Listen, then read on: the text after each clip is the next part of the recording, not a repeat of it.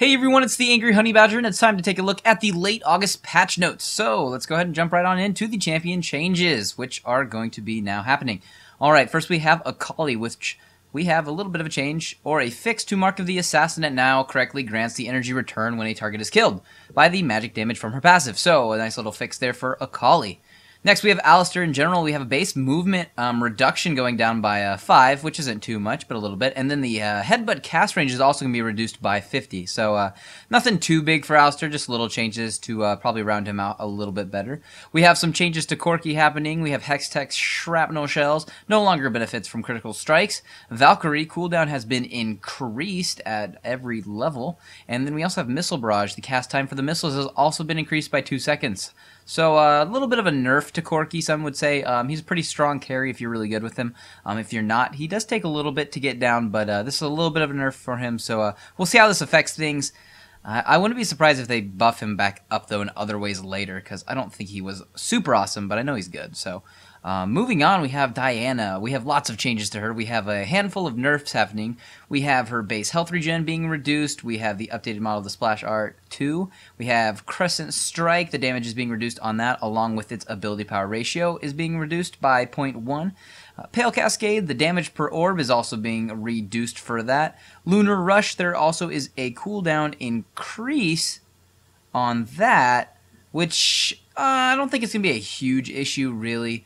All these kind of do need to happen. She is a very strong champion right now, and I still think she'll be really strong for the people who play her well, so I wouldn't count her out at all. But the biggest thing in here that I would say needed fixed was definitely that little bit of a shield and the damage on that Pale Cascade. So it's kind of nice to see that they're going to actually do some changes to this, because she needed to come down a little bit. So we'll see how this affects her in the future.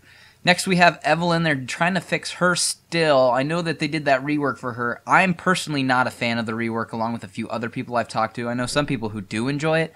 The biggest issue some of us have is the Shadow Walk. They fixed it a little bit in this patch where the radius is being reduced, so you can actually get a little bit closer to him, which is better. But her old stealth was a million times better than this current one, so that's kind of the problem we're having with it for the people who are not liking it. We kind of wish we had old Evelyn back, to be honest. We have Hate Spike. The mana cost is being reduced, which is going to be very helpful for that. Dark Frenzy, while active, Evelyn now ignores unit collision, which will be nice, and the cooldown has been reduced a little bit on that. Ravage, we have the cast range being increased a little bit, which is also going to really help that a lot too. And then Agony's Embrace, the cooldown is being reduced on that as well. So slight buffs to Evelyn, which is good. Nobody's really playing her after a rework, and usually after a rework, everybody plays those champions, and I've seen very little to no Evelyns because I think a lot of people just aren't too happy with their current setup, so hopefully this helps fix it. Next, we have Ezreal. We have the Mystic Shot. The mana cost is being reduced on that. And then for Essence Flux, damage reduced on that a little bit. The ability power ratio, though, is being increased on it, and the width of it has been reduced a little bit, too. As I stated in the patch preview, it was hitting people even though it didn't look like it was actually hitting you on the screen. So they did fix that, so that's why the width is being reduced on that. And then now with that ability power ratio being increased, AP Ezreal will be a little bit stronger, but I'm not sure that's still the way to build him. It still can work. I've seen it work, but I think AD Ezreal is still kind of the way to go. And maybe I'll be working on a build for him coming up in the future. Next, we have Gragas. The Body Slam charge speed is being reduced to 900 from 1050, and the mana cost is being increased. That's not too much of a problem for him. Body Slam is pretty powerful nowadays. And then we have the Explosive Cask. The cooldown is being increased on that just a little bit, so nothing too major there as well. Next, we have Graves seeing another nerf. This is about number 7 in the past year. His base attack speed is being reduced, and his quick draw, his attack speed is being reduced on that as well. So, probably still going to be strong carry, as he always has been, just because of his kit. But unfortunately, he's seeing more nerfs. But nonetheless, he still should be viable. So, hopefully that doesn't ruin him. Next, we have Jarvan IV.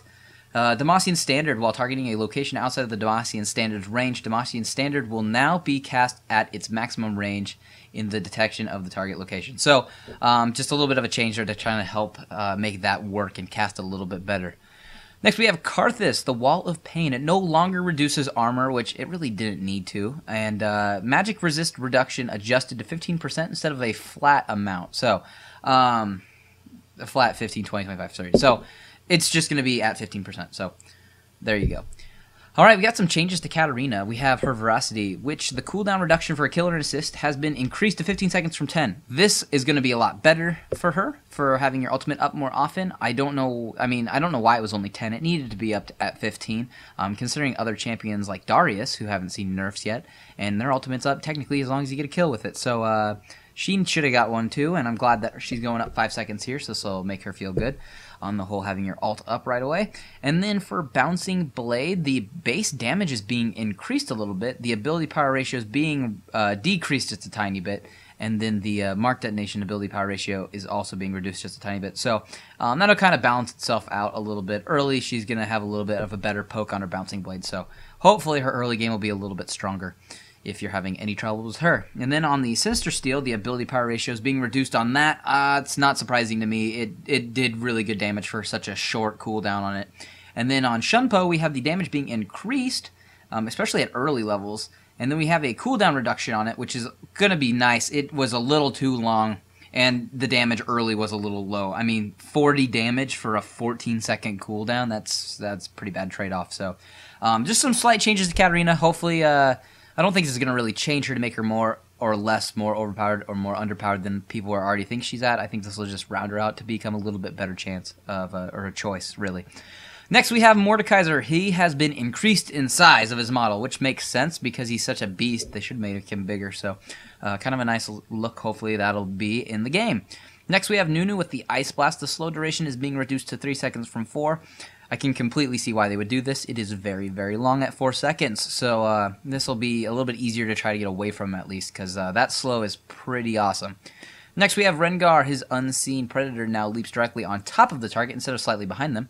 And this Bola Strike has been fixed. It will no longer fail to cast. So a couple little changes to him, nothing too major though.